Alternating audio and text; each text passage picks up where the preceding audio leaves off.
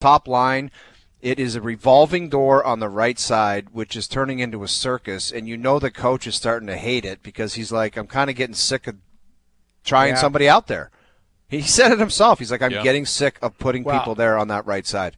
You mentioned comments, Brian, like Chief didn't pull any punches either. Like he was shooting straight, saying, what did he? I think his comment was like, "I'm getting tired of this." Or we can play it. We have it. Yeah. Here's Craig Berube on the effectiveness of the top line, the play of the top line, and the revolving door on the right side.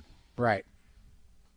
I think early on in the season, I thought they were getting their opportunities and looking pretty good. Now it's like, it's obviously not good enough. I don't feel like they have any sustained pressure in the offensive zone at all. It's one and done or out, or they don't have any sustained pressure in the offensive zone. That's what I see. I'm sorry. You said at the start of the year that might be a long process of experimentation. Well, it could be, but I'm getting tired of it, to be honest with you. Yeah, he's not in a good place, man. Like again, they're 3-3-1. They have a long history of having a slow start in October. And that comment can go two different ways, guys.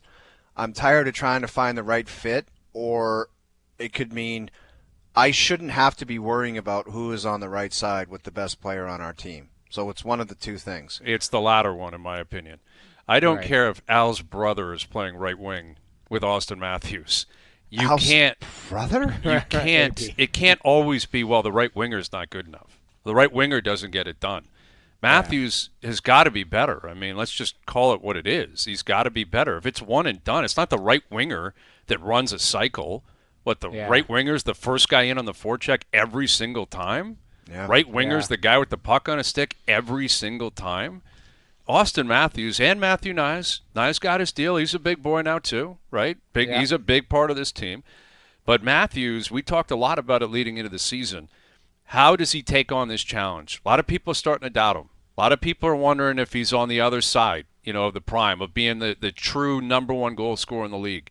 And I refuted that. All three of us did. I pushed back on it greatly. And, again, it's only 7 games, but I thought this guy would come out like a rocket this year to prove he doesn't need Marner, to prove he's healthy, to prove last year was just a write-off season, happens to the best of us. And by the end of the campaign, very possible that still happens. I would still say I believe that will happen. But I have not been impressed with the start. I don't see how anybody could be. Chief said early on, the first few games, they looked really good. I don't even agree with that. I don't agree with it. There was a segment, even a short segment, where it was like, wow, they're all dialed in and they're getting tons of opportunities. It's been one and done. And I've never seen him and his line mates spend so much time in their own zone. Mm-hmm. Yeah. Like they're in their own zone and just caved in there all the time. And I've never seen that before.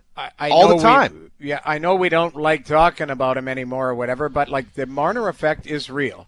And there has to be a new normal. It can't be to this extent, though, Noodles. I'm not saying to this extent, but I'm saying, keep in mind, not only skill-wise, Mitch is really good defensively. Mm-hmm. So, he makes a pass.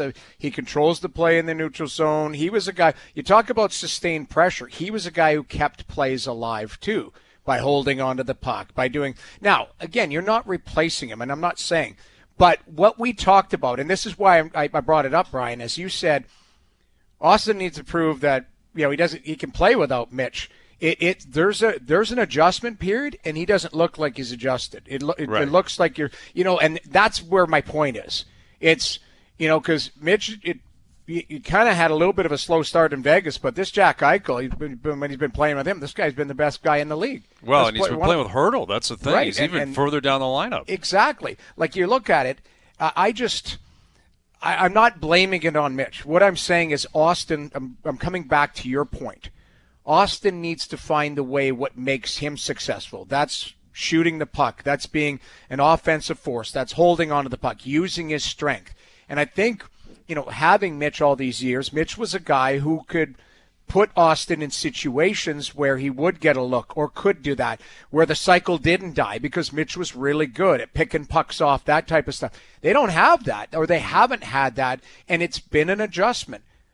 Not saying that they can't adjust, not saying 10 games from now this doesn't look and feel different, but right now, the first, 7 games in, it's looked and felt different. That team looks and feels different on a lot of different levels, and Auston is the guy who is a top-tier player who has to drag them out of it. It's on Jamie, him. it feels like, and I've described this to a couple different people at work, it's like Mitch Marner is an unbelievable player, one of the best players in the league, but it feels like 3 Mitch Marners have left.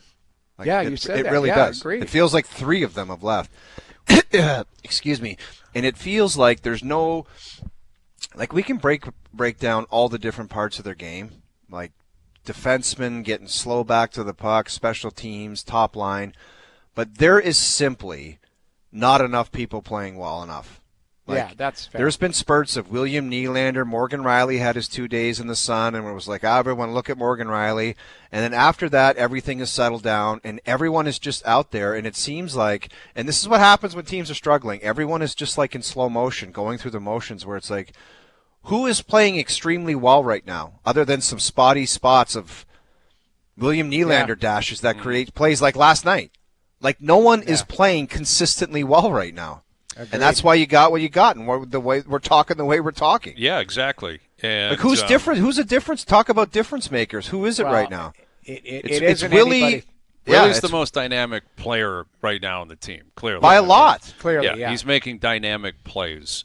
And beyond that, I can't give you an answer. I mean, Matthews has had spurts, and Matthews is always going to be good defensively and good on the draw, and he's killing penalties. Like, he's going to bring different elements, but he's got to be the man.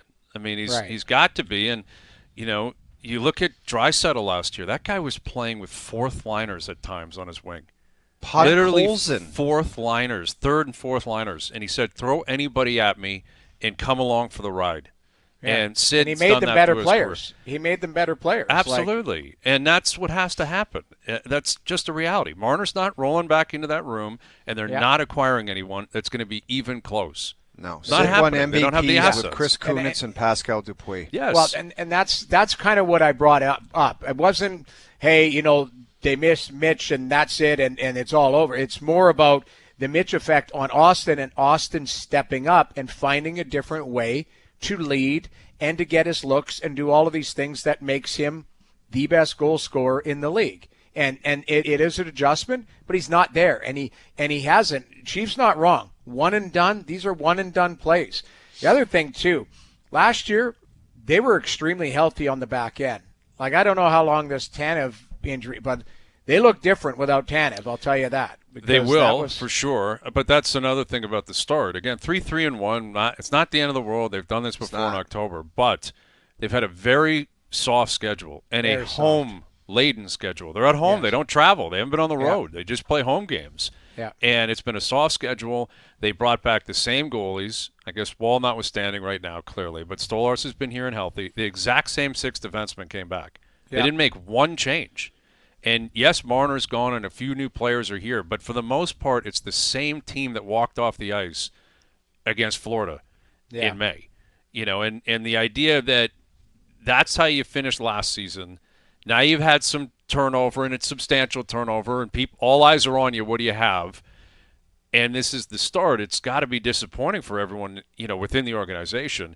And what they have here is there's a difference between being a veteran team and being an old team. And they're playing like an old team as opposed to a veteran team. And there's a difference between being big and playing heavy. Right. They're big because it says so on the score sheet. It says so on their profile that they're tall and weigh a lot. But they're not playing heavy. But that's what they're trying to get to. And that will take some time. And if it gets there, I think it can be very advantageous for them.